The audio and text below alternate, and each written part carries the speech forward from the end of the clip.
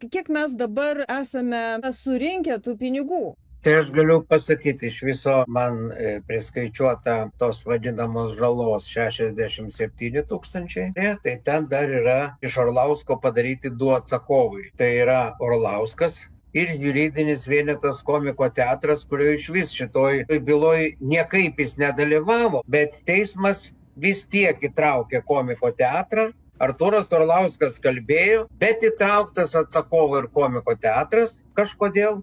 Nors Komiko teatras pateikė visus dokumentus, kad jis niekaip nedalyvavo byloj, vienok teismas, neatsižvelgdamas į nieką, tiesiog iš kepurės, paėmė ir įtraukė Komiko teatrą tam, kad padvigubintų nuostolius man, nes aš esu Komiko teatro steigėjas. Tai suma sumarum, be palūkanų, man yra priskaičiuota jo bylinėjimosi išlaidų, reiškia dviem asmenim 23 474 eurai 58 centai ir 67 tūkstančiai yra žala padaryta abiem.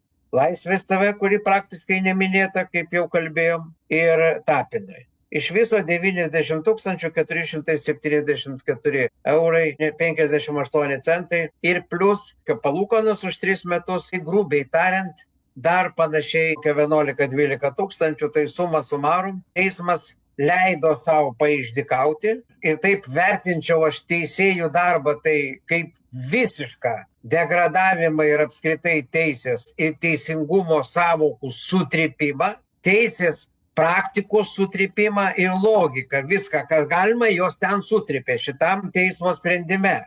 Tiesiog virš 100 tūkstančių vien tik tai man sumokėti.